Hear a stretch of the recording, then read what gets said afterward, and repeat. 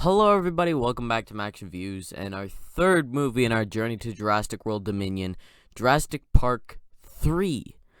We're going to be reviewing that today, the movie that really went off the rails and got the Jurassic Park franchise in a pretty deep hole. So let's talk about it, even though I'm not too excited to talk about it.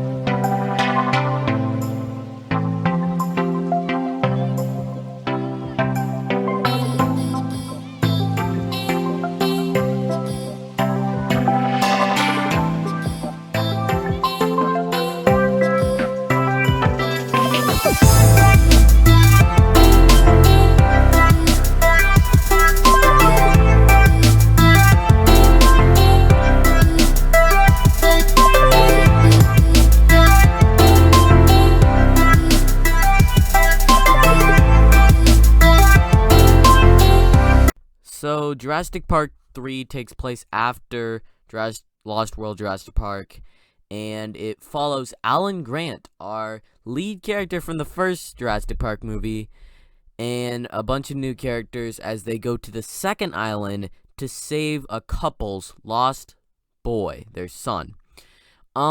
This movie really is is where the franchise got real bad. So, just starting off, the first scene is with this guy and this boy, the boy that they're going to eventually be looking for, go parasailing on the side of the island where all the dinosaurs are. What a stupid idea. Like, seriously, I know there's some Daredevil people that would do this, but still, it's just what a stupid idea. So they do it, and then the people in the boat get eaten, and we have no idea what eats them, and then they sort of drift off. That's the beginning of the movie.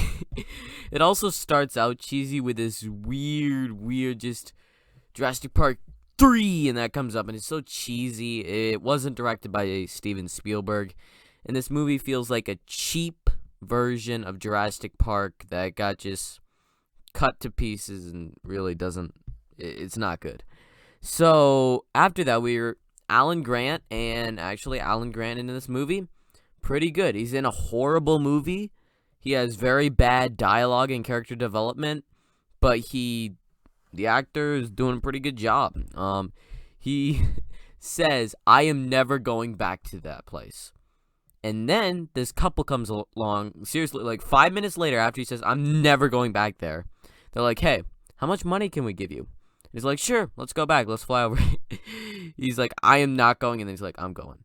It's just really, he goes from that just with a check, and it just doesn't make any sense. So they said they're just going to fly low, and then it turns out they're not. And then you have this horrible little thing here where Alan falls asleep, and then Alan, the dinosaur, talks to him in his sleep. It's like a little mirror. It's just like, seriously? It's the cheapo version, and then it's revealed the couple's looking for their boy. Then they got these three guys to protect them, and they're like got guns. They're gonna protect them. And then they have Alan Grant because they're like, "You know this island." And then immediately when they got in the island, when Alan Grant comes to consciousness, the wife has a megaphone. Is like calling the boy's name, like, "Hey, hey." It's the stupidest thing. You're on an island surrounded by dinosaurs, and you're just calling out, like, how stupid. These are the characters in Jurassic Park. The first one, they are perfect. You really couldn't get better. They're a perfect pairing. Lost World Jurassic Park, I would say good/fine, depending on the character. Jurassic Park 3, these are downright bad/horrible characters that are so stupid, annoying, and just, what are they even thinking in so many of these sequences? So, immediately, a guy finds a dinosaur, is shooting at it, gets eaten by it, they crash the plane, this other two bodyguards are dead now by this new dinosaur, and then they all get out of the plane, and this new dinosaur fights the T-Rex. I think it's called a Triceratops, this dinosaur. It fights the T-Rex, kills the T-Rex, and it looks really bad. The CG isn't horrendous. Like, I've seen some horrendous CG.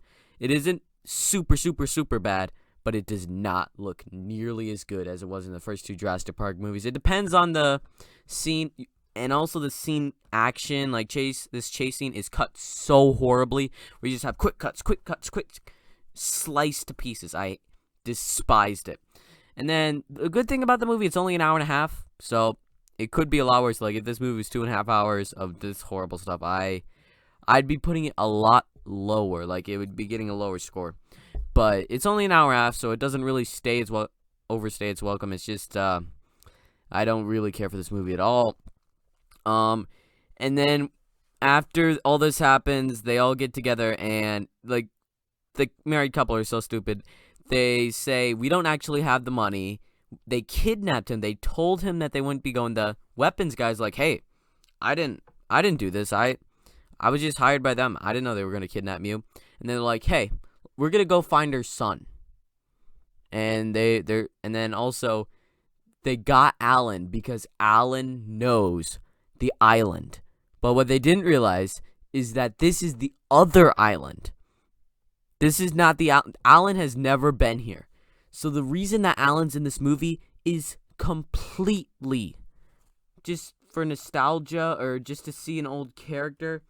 There's no reason why he needs to be here. And you just feel that they sort of shove it off like, oh, but no. There's absolutely no reason why Alan needs to be here.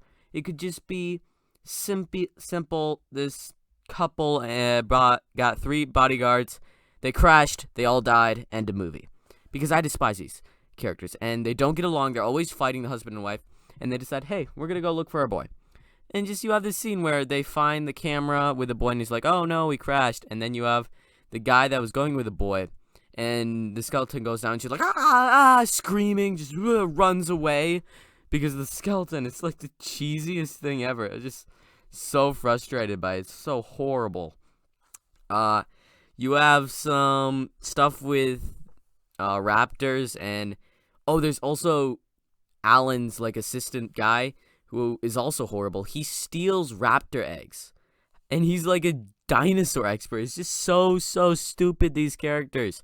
They don't think, and they try to give some funny stuff, but it doesn't work. And then they find the boy who the parents seriously would not last a week here alone. Like if Alan wasn't here, they would not be alive. They would die within the first 15 minutes because they were screaming in a megaphone. And then their son, who I would assume is under the age of, I don't even think he's a teen, he might be 10 to 12, has survived, has literally found a hideout, has collected food, and is surviving for 8 weeks by himself. So, nice. The other character that I actually care about in this movie, other than Alan, which Alan is written horribly, but probably my favorite character because Alan is just not written good, but Alan's probably still my favorite. Second favorite character would be the hunter guy who gets murdered by raptors within the first, half an hour, so that sucks. So I'm just stuck with these characters that I'll despise because the one that's supposed to be the dinosaur expert is actually stealing raptor eggs. And so then we get to, the Spinosaurus, and they all meet up, everybody, Alan and the boy and the family. They run away from the Spinosaurus, and then they go into, the flying dinosaur's cage. And then after that, they go into the Spinosaurus again, and they sort of set it on fire, and it runs away. It's alive, though. And then they fight the raptors one more time, return the eggs, and then they're met by the government because Alan calls Ellie, who we got a bit of a cameo from in the beginning of the movie. And so Ellie calls everybody who actually shows up, a bunch of military, and they're safe. But let me just say, these characters will not die. The Alan's assistant, he gets, bitten by 2 different flying dinosaurs multiple times, falls off a waterfall, and survives. He's there somehow. He made it all the way to the beach, and he survived. The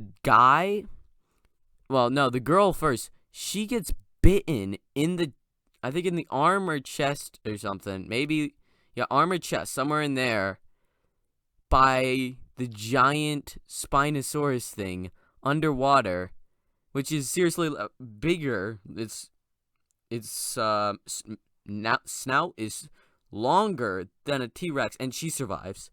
And then the dad falls off of this cage into the water, which has been set on water. No, it's been set on fire because oil got spilled in it. He falls into the fire, and he survives. And there was this thing where the wife said she couldn't swim. She survives being bitten in the chest/arm by the Spinosaurus underwater, and she swims to shore. It is so stupid how these characters survive, and they all survive. I wanted all these characters to die. Alan Grant sort of returns the egg. No, the girl returns the eggs. Alan sort of just does this whistle thing that was set up where it's carved out of wood. It's the Raptors thing, and the Raptors look pretty bad. You have the Broncosauruses in this movie, a little scene with them, and they look even worse than they did in the original Jurassic Park. And this movie came out, let me see, Jurassic Park came out in 1993. Jurassic Park 3 came out 8 years later, and the CG looks worse. I am so surprised, no, not surprised, but so mad. I feel bad that this movie had to be as horrible as it was. It's the downfall, well, the down point of the Jurassic Park franchise. I don't know if Fallen Kingdom is worse than it, because Fallen Kingdom just gets so bad and stupid, just like this movie. So we'll see, but currently I am going to give Jurassic Park 3 a 3.5 out of 10. It's not 100% a 3 yet, it's a 3.5 because it's still fun to see dinosaurs eat people, and Alan Grant is slightly, like, watchable. But this movie is really bad. Leave your comments down below if you've seen it. Your thoughts on the movie. Would you be even meaner to it and give it like a 2 out of 10? Or would you be a bit nicer and say, hey, it's just like a 4.5 out of 10 for me? What would you say? I don't know how much people hate this movie, but it's more watchable than some bad movies. It's not boring. So that's my review for it. Comments down below if you want. I'm probably not here, so I might not respond, but we'll see. I'll respond to them if I get home, whenever I get home. Like, subscribe to Max Reviews. Braden out.